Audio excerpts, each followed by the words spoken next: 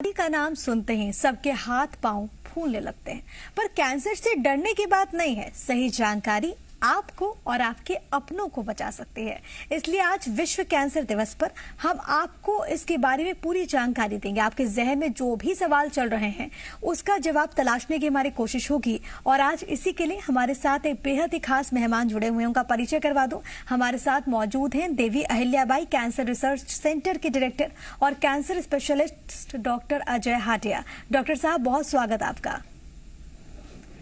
Doctor साहब, सबसे पहले मेरा सवाल आपसे यही होगा, क्योंकि देखिए जब कैंसर का नाम आता है तो एक कॉमन मैन, एक आम इंसान के जहन में तमाम तरह के सवाल चलने लगते हैं, इसके इलाज को लेकर, खर्च को लेकर। लेकिन बिना कीमो, बिना रेडिएशन के भी कैंसर का इलाज संभव है इलेक्ट्रो होम्योपैथी मेडिसिन के द्वारा। कैसे संभव है, कैसे होता है, इसके बारे में चाहूंगी कि आप सबसे पहले हमारे दर्शकों को बताएं। बिल्कुल।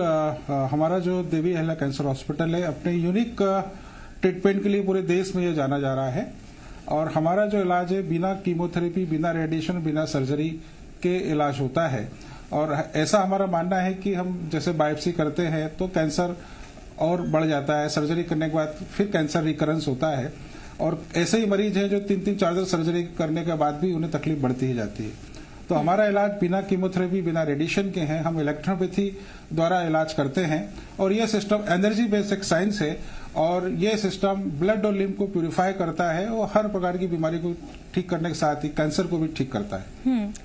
डॉक्टर साहब, एक चीज और मैं आपसे समझना चाहूंगी कि ये जो इलेक्ट्रो होम्योपैथी चिकित्सा है जिसको लेकर लगातार आप लोग काम कर रहे हैं, ये बाकी जो चिकित्सा जो पद्धति है, चाहे वो एलोपैथी की बात कर ली जाए, आयुर्वेदिक की बात कर ली जाए, तो वो उससे और होम्योपैथी से ये किस तरीके से अलग है? देखिए, हमारी जो सिस्टम है ये पूर्ण रूप से हर्बल है, प्लांट बेस्ड मेडिसिन है। इसमें 114 प्लांट्स लिए गए हैं और इसमें एनर्जी है। इसमें प्लांट्स में जो एनर्जी सनरेज की उपस्थिति में जो अपना फूड न्यूट्रिशन जो प्लांट्स लेते हैं उसको इंक्यूबेशन मेथड से हम इसका प्रिजर्व करते हैं, फर्मेंटेशन से इसका हम एक्सट्रैक्ट निकालते हैं और इसको हम इतना प्यूरिफाई करते हैं कि इसमें से इसके अल्कलाइड्स पॉइजन को हम निकाल देते हैं। तो इसमें किसी प्रकार का कोई हानि रहित पदार्थ नहीं होता है और इसलिए ये अन्य सिस्टम से कहेंगे कि ये डिफरेंट सिस्टम है।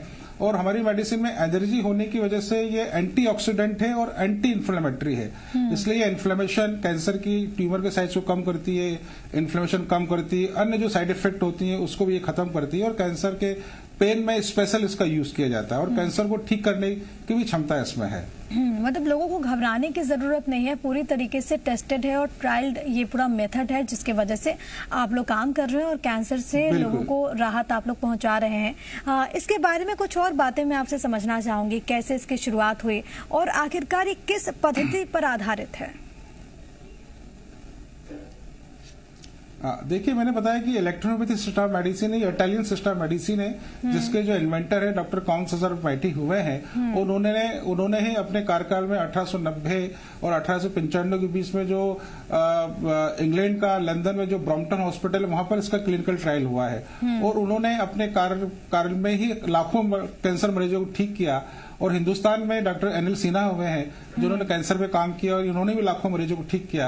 और उसके बाद में हमारा देवी हॉस्पिटल है जो कैंसर पे काम करते हुए और इलेक्ट्रोपैथी से हजारों मरीजों को अब तक ठीक कर चुका है। जी, और एक चीज और, क्योंकि देखिए लोगों के जहन में कई सारी सवालों की फहरिस्त होती है, क्योंकि कैंसर की जब बात होती है बहुत सारे मिथ्स भी हैं इसके इलाज को लेकर। लोग सोचते हैं कि बहुत कॉस्टली होगा, तो आप उन तमाम मिथ्स को हमारे माध्यम से कैसे दूर करना चाहेंगे? देखिए, हमारा जो इलाज है बहुत ही ये कहेंगे कि फ्रेंडली इलाज है और इसमें किसी प्रकार की कोई तकलीफ नहीं होती। जैसे हम कहते हैं कि हमारे ट्रेडिशनल जो इलाज है कीमोथेरेपी, रेडिएशन, सर्जरी, इसमें मरीज को बहुत तकलीफ होती है। मरीज पहले ही तकलीफ में होता है और जब कीमो रेडिएशन लेता है तो और ज्यादा तकलीफ होती है। तो हमारे इलाज में एक तो किसी प्रकार की तकलीफ नहीं है और हमारा इलाज नॉर्मली हम यदि हम कहेंगे कि खर्चा जो कहें तो एक आम व्यक्ति भी इसका खर्च वहन कर सकता है। हम अपने अस्पताल में 5 से 7 दिन मरीज को भर्ती रखते हैं और 5 से 7 मरीज जो भर्ती रखते हैं उसमें वही 50,000 60,000 रुपए का खर्चा होता है और पूरा इलाज हमारा लगभग 2 लाख के आसपास होता है, जो हम 6 से 8 महीने तक इलाज हम करते हैं। क्योंकि सर कैंसर के बारे में जब हम बात करते हैं, जैसा कि मैंने पहले जिक्र किया कि बहुत कॉमन हो चुका है और जैसे ही ये बीमारी बढ़ती है लोग परेशान हो जाते हैं। जो इससे ग्रसित हैं वो तो परेशान होते हैं, इसके अलावा जो जानने वाले लोग हैं, जो परिवार में बाकी सदस्य हैं, उनको भी काफ़ी ज़्यादा परेशानी होती है। सिम्टम्स के बारे में बात कर लेते हैं डॉक्टर साहब कि इसके लक्षण क्या कुछ हैं, कब ऐसा महसूस होने लगता है कि आप कैंसर से संक्रमित होने लगे? हाँ, देखिए कैंसर होने के बहुत सारे अननोन फैक्टर्स हैं। अब कैंसर क्या होता है कि हमारा जो शरीर होता है वो उसमें सेल्स की ग्रोथ हमेशा पूरी उम्र भर होती रहती है, परंतु कई बार अनकंट्रोल होकर अनियंत्रित होकर सेल्स का फॉर्मेशन होता है और एक लीजन के रूप में, गांठ के रूप में ये हमारे शरीर में आ जाता है। या हम कहेंगे कि हमें हाइपर एसिडिटी होती है, पाइल्स हो जाता है, भूख नहीं लग रही है, वॉमिटिंग हो रही है, पेट में दर्द हो रहा है। तो इस प्रकार के सिम्टम्स में ये हमारे पास में आता है और जब हम इन्वेस्टिगेशंस करने जाते हैं तो पता लगता है कि इनको स्टमक कैंसर हो गया है, लिवर कैंसर हो गया है या टंग कैंसर हो गया है। तो एक प्राइमरी स्टेज में यदि हम इसका डायग्नोस कर लें तो कैंसर 100% ठीक भी हो जाता है, परंतु जनरली कैंसर का पता ही हमें 3rd स्टेज और 4th स्टेज में कई बार पता लगता है। तो उस स्टेज के अंदर कैंसर के अंदर हम अपने इलाज करके कैंसर पेशेंट की लाइफ को हम प्रोलॉन्ग कर लेते हैं और हमारे पास ऐसे भी बहुत सारे मरीज हैं जो मेटास्टेटिस वाले वो भी ठीक हो रहे हैं। हाँ, ये बहुत बड़ी बात आपने कही और बहुत महत्वपूर्ण है, क्योंकि आमतौर पर हमने देखा है कि लोगों को अगर कुछ ऐसे बदलाव भी महसूस होते हैं तो पहले लोग इसको इग्नोर करना शुरू कर देते, लोग नजरअंदाज करना शुरू कर देते और यही वजह है कि अंत तक आते आते उनकी कंडीशन बहुत ज्यादा खराब हो जाती है। फिर डॉक्टर्स को भी काफी दिक्कतें होती है, चुनौतियां भी खूब सारी होती हैं। लेकिन एक चीज और कि प्राइमरी स्टेज पर वो कौन कौन से संकेत होने लगते हैं? अगर हार्मोनल चेंज की बात करें, बॉडी में कुछ परिवर्तन की बात करें, तो वो कौन कौन से चेंजेस हैं जिससे आप आइडेंटिफाई कर सकते हैं? आप यही कहेंगे कई बार मरीज को भूख लगना बंद हो जाती है, या कई बार मरीज को उल्टी होती है, या कई बार उसको पाइल्स उसको हो जाता है, या एक छोटा सा मुंह के अंदर छाला बन जाता है। तो ये प्राइमरी सिम्टम्स होते हैं और यदि प्राइमरी स्टेज पे यदि हम इसका इलाज कर लें तो ये पेशेंट मतलब कैंसर के मरीज ठीक हो जाते हैं। सर, क्योंकि अगर हम बात करें तो बहुत सारी चीजें हमने कोविड के काल में भी हमने सीखी है, बहुत सारी चीजों को हम अमल में लाए हैं। हेल्दी डाइट और इसके अलावा अपने जीवन में रोजमर्रा की जिंदगी में योगा को शामिल करना, ये कितना लाभकारी आपके लिए हो सकता है कैंसर के सूरत में भी?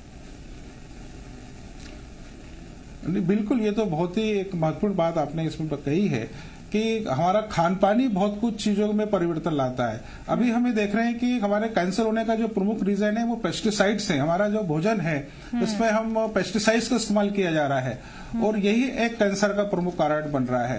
तो यदि हम ऑर्गेनिक फूड का हम इस्तेमाल करें और साथ में फ्रूट्स वेजिटेबल्स को हम थोड़ा सा पानी में बॉईल करके हम उसको बाद में इसको हम यूज करें और एक्सरसाइज करें, व्यायाम करें, योगा करें, तो ये चीजें हमें कैंसर से हमें बचा सकती है। सर, क्योंकि अगर हम बात करें तो सरकार की ओर से भी अलग अलग योजनाएं चल रही हैं।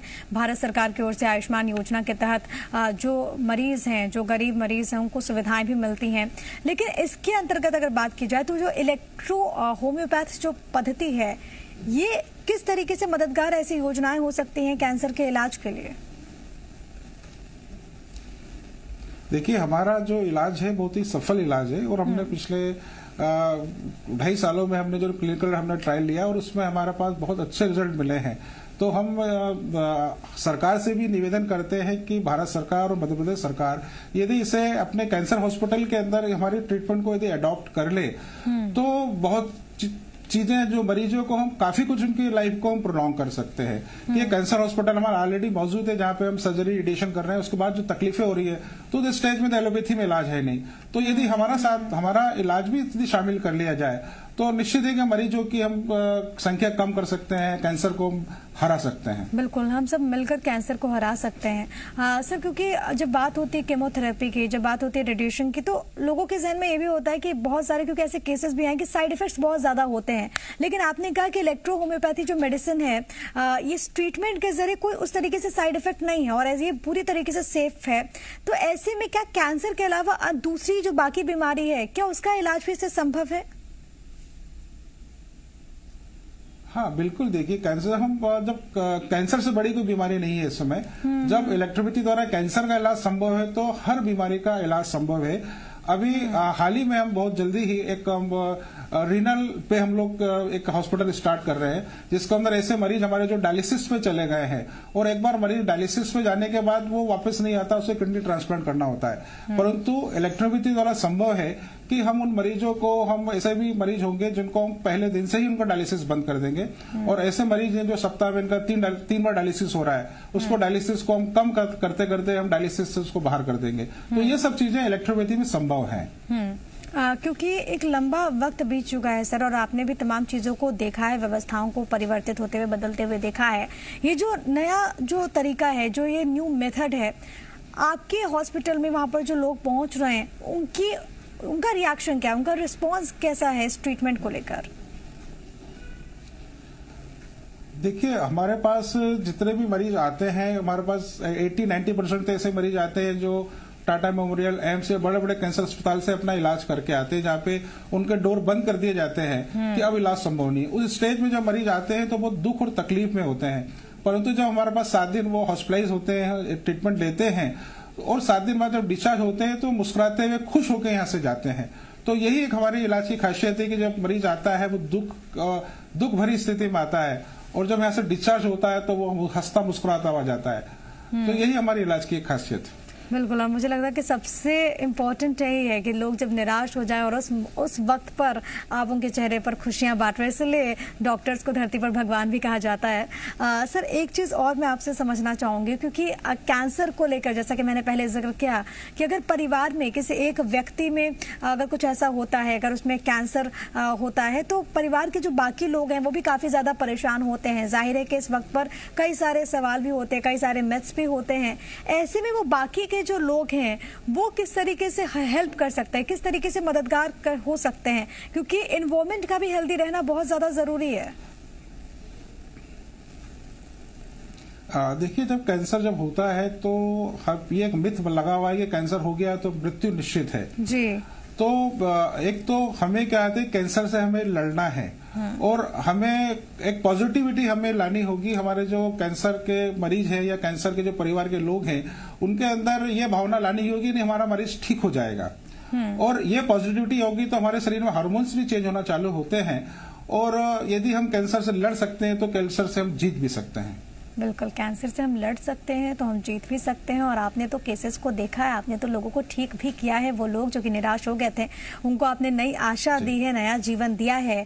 और क्योंकि सर आपने कहा कि रिस्पॉन्ड बहुत अच्छा रहा है, बहुत लोग ठीक भी हुए हैं, ऐसे में आने वाले वक्त में इसको लेकर आपका क्या विजन है? आने वाले वक्त में जो तमाम लोग हैं, आप इसको प्रमोट करने के लिए और क्या कुछ तैयार कर रहे हैं और क्या कुछ आपने फैसला लिया है? देखिए, प्रमोट करने के लिए हम तो समय समय से हम लोग कैंप्स भी लगाते हैं, अवेयरनेस भी हम लोग कर रहे हैं, हम लोग कॉन्क्लेव भी आयोजित कर रहे हैं। और ये हमारा एक कहना है कि पहले तो हमारी सरकार को हम ये कहना चाहेंगे, निवेदन करना चाहेंगे कि पेस्टिसाइड्स का उपयोग जो हो रहा है उसको बंद किया जाए। ऑर्गेनिक फूड्स यदि होगा तो निश्चित ही कि हमारा जो रिफाइंड हम जो ऑयल खा रहे हैं, ये सब चीजें कैंसर के कारण है। इसके अलावा हमारा जो एटमॉस्फेयर है, एटमॉस्फेयर के अंदर हमारा हम जो कहते हैं कि इतने हमारे जो पेट्रोल डीजल से जो धुआं निकल रहा है, इसके द्वारा जो लेड आ रहा है और ये जो केमिकल्स आ रहे हैं हमारे शरीर के अंदर, लंग कैंसर पैदा कर रहे हैं, पेनक्रेटिक कैंसर पैदा कर रहे हैं।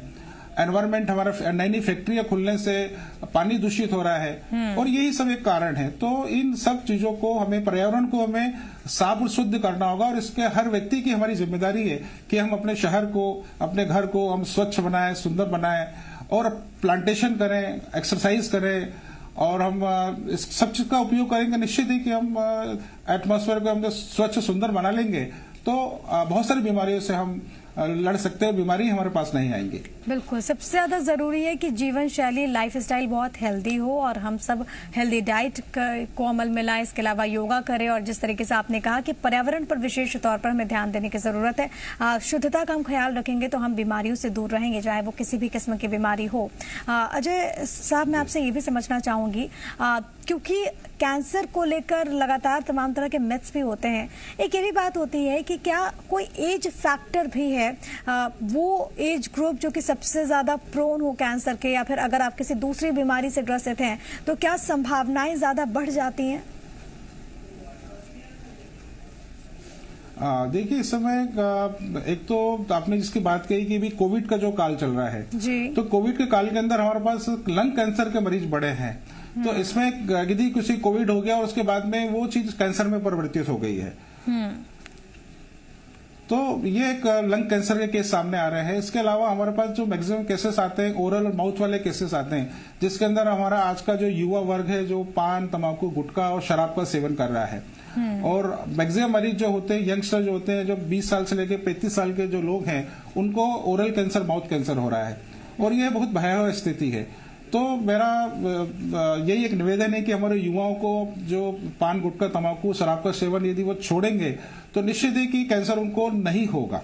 मतलब अवेयरनेस बहुत ज्यादा जरूरी है।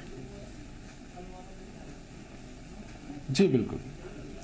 ऐसी सूरत में, क्योंकि आपने कहा कि जिस तरीके से केसेस भी निकलकर सामने आ रहे हैं युवाओं में, इसके अलावा जो बाकी के जो केसेस हैं, अलग अलग एज ग्रुप्स के जो केसेस हैं, कई मरतबा हमने ये भी देखा है, जैसे कि आपने पहले भी शुरुआत में जिक्र किया कि जो अलग अलग स्टेजेस होते हैं, लोग पहले आइडेंटिफाई नहीं कर पाते हैं फर्स्ट लेवल में, और उसके बाद जब आखिर में आते हैं तब पता चलता है, तब डायग्नोस किया जाता है। उसके बाद भी कुछ दिक्कतें आती हैं यहाँ पर। लेकिन अलग अलग स्टेजेस के बारे में मैं आपसे समझना चाहूंगी, और कितना जरूरी हो जाता है कि जब सबसे पहले अगर कुछ ऐसे सिम्टम्स आए तो आप सबसे पहले जाकर डॉक्टर से कंसल्ट कीजिए, परामर्श लें। जी बिल्कुल, होता यही है कि यदि हमारे शरीर में कुछ ऐसे चेंजेस होते हैं तो हम डायग्नोस कराना भी पसंद नहीं करते हैं। ऐसा लगता है कि भाई ये छोटी सी गांठ आ गई है, हम यदि डायग्नोस कराएंगे तो कहीं कैंसर ना निकल जाए, तो एक नई हम परेशानी में पड़ जाएंगे। जबकि हमें तुरंत उन सब चीजों को डायग्नोस करना चाहिए। हम देखते हैं कि फीमेल के अंदर हम देखते हैं कि जनरली ब्रेस्ट कैंसर होता है, ब्रेस्ट के अंदर छोटी सी नोड उनको होती है, पता लगती है कि वो उसको छुपाए रखती हैं, और 2 साल 3 साल बाद वो कैंसर में परिवर्तित हो जाती है। जबकि शुरू में वो पहले फाइब्रोसिस के रूप में होती है, बाद में कैंसर हो जाता है। ऐसे भी हमारी जो फीमेल्स हैं जिनको मेंसेस उनका इरेगुलर होता है, उसका इलाज नहीं करती है, हार्मोनल टैबलेट लेती हैं, और पता लगता है कि बाद के अंदर उनको सर्विक्स कैंसर हो जाता है, यूट्रस कैंसर हो जाता है। सर, क्योंकि तो ये छोटे-छोटे सिम्टम्स हैं, वो बाद में जाके कैंसर बदल जाते हैं। एक मेरे ज़हन में बहुत अहम सवाल है, क्योंकि कोरोना के काल में हमने देखा कि जब दूसरी लहर आई थी तो बहुत ज्यादा इफेक्ट इसका हुआ, खासतौर पर लंग्स का, जिस तरीके से आपने जिक्र किया। बहुत सारे ऐसे केसेस भी थे जहां पर फाइब्रोसिस जमने की भी खबरें सामने आ रही थी। क्या वो आगे चलकर खतरनाक हो सकता है, कम से कम जब अगर कैंसर के लिहाज से बात करें तो? जी बिल्कुल, मैंने कहा ना अभी कि ऐसे बहुत सारे कोविड के जो पेशेंट हुए जिनका हमने सीटी स्कैन कराया है और बाद में उनको कैंसर में परिवर्तित हो गया है। तो ऐसा बहुत सारे मरीज हैं जो लंग डिसीज में कोविड में डायग्नोस हो गए और वो लंग्स बाद में कैंसर उनको हो गया है। ठीक है। ऐसी सूरत में सर हमने देखा था कि स्टार्टिंग में जो लोग जिनके सेहत में इस तरीके से कुछ परिवर्तन आ रहे थे, और इसके बाद हमने देखा कि जब उनको चेस्ट में कंजेशंस वगैरह भी होने लगा तो नॉर्मल वो दवाइयां ले रहे थे। तो ऐसी सिचुएशन में ये कितना सही हो जाता है कि आपके अगर ऐसे कोई सिम्टम्स हैं तो आप नॉर्मल जो मेडिसिन आप कोविड के उस टाइम पे खा रहे थे, आप वही मेडिसिन को कंटिन्यू कर लें? देखिए कि अधिक समय तक एंटीबायोटिक खाने से शरीर में नुकसान होता है। तो एक लिमिट है, एंटीबायोटिक खाने की भी एक लिमिट है। आप यदि ज्यादा आप खाएंगे तो उसके भी साइड इफेक्ट भी होते हैं। ठीक है, ज्यादा अगर आप एंटीबायोटिक लेंगे तो इसमें यही कि हमें अपने प्राकृतिक। सर प्लीज कंटिन्यू कीजिए। जी हाँ, तो इसलिए कि हमें अपनी लाइफस्टाइल को हम चेंज कर दें, और हम यदि मॉर्निंग वॉक करें, ये सब चीजें करें, तो धीरे धीरे सब चीजों में परिवर्तन होता है। और ऐसे हमारे बहुत सारे कोविड के पेशेंट भी हैं जो उन्होंने अपनी लाइफस्टाइल बाद में चेंज की है और उन्हें काफी परिवर्तन भी हुआ है उसके अंदर। बिल्कुल सही जानकारी लोगों को बचा सकती है और लाइफस्टाइल की, क्योंकि लगातार इसकी बात हो रही है। क्योंकि अगर हम मध्य प्रदेश के लिहाज से बात करें तो अभी कैंसर को लेकर स्टेट आपको कितना जागरूक नजर आता है, कितना अवेयर नजर आता है? ये सवाल इसलिए भी सर क्योंकि आपने तमाम चीजों को देखा है, आप तमाम पेशेंट्स को देखते हैं, उनके अवेयरनेस को आप देखते हैं। एज अ स्टेट अगर बात की जाए, मध्य प्रदेश के लिहाज से, राज्य के तौर पर अगर मैं बात करूं तो लोग कितना अवेयर आपको नजर आते हैं, कितना जागरूक नजर आते हैं कैंसर को लेकर? आप देखिए, हमारे देखने में आता है कि अवेयरनेस तो है ही नहीं। क्योंकि हम देखते हैं कि जिस चीज का हम यदि किसी को बोलते हैं कि हमारे पास ऐसे बहुत सारे मरीज आते हैं, उनका अटेंडेंट भी साथ में आते हैं और हम उन्हें बोलते हैं कि आपको पान गुटखा तंबाकू नहीं खाना चाहिए, उसको नहीं बंद करते हैं वो। तो हमें पता है कि इस कारण से कैंसर होता है, फिर भी हम उन चीजों को हम लगातार कंटिन्यू हम किए हुए हैं। तो अवेयरनेस तो हमें है ही नहीं, तो यही हमें अवेयरनेस उत्पन्न करने की आवश्यकता है। बिल्कुल, अवेयरनेस उत्पन्न करने की आवश्यकता है और इसके लिए लगातार आप लोग भी काम कर रहे हैं, आप लोग भी लगातार लोगों को अवेयर कर रहे हैं, जैसा कि आपने कहा कि कैंप्स के जरिए भी आप लोगों को जागरूक कर रहे हैं कैंसर के लिए। जी। एक चीज और, क्योंकि आज विश्व, बिल्कुल, हम लोग हमारे द्वारा कुछ जी प्लीज कहिए। जी हाँ, जैसे आज विश्व कैंसर दिवस है और इसके ऊपर जो 1933 के अंदर इसको एक मुहिम इसकी बनाई गई और हमारे देश के अंदर भी सन 2000 में और 2007 के अंदर भी इसका कहा गया है कि हमें अवेयरनेस करना चाहिए। आज की तारीख में लगभग 80 लाख लोग पूरे विश्व में कैंसर से पीड़ित होते हैं और इसमें 70% की मृत्यु एक साल में हो जाती है। मतलब हार्ट डिसीज के बाद में कैंसर ऐसी बीमारी जिसमें सबसे ज्यादा डेथ रेट है। हमारे इंडिया के अंदर लगभग 8 से 10 लाख लोग हर साल कैंसर से उनकी मृत्यु हो रही है।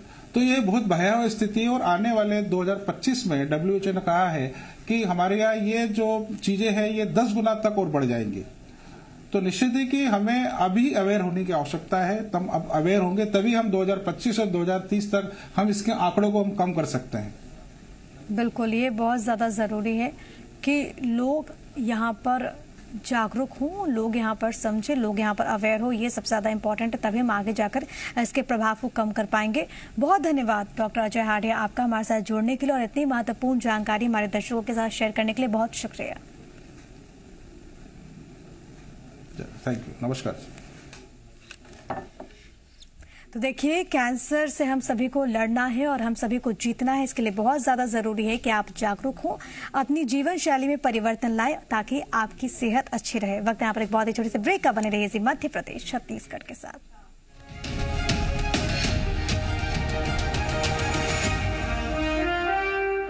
आशाहीन कैंसर रोगियों के लिए आशा की एक नई किरण, देवी अहिल्या कैंसर हॉस्पिटल इंदौर, जहां संभव है कैंसर का इलाज बिना कीमो, बिना रेडिएशन। दर्द से तड़पते कैंसर मरीजों को इलेक्ट्रो होम्योपैथी हर्बल मेडिसिन द्वारा अब तुरंत राहत। Devi Ahilya cancer hospital Indore, call 9584040131।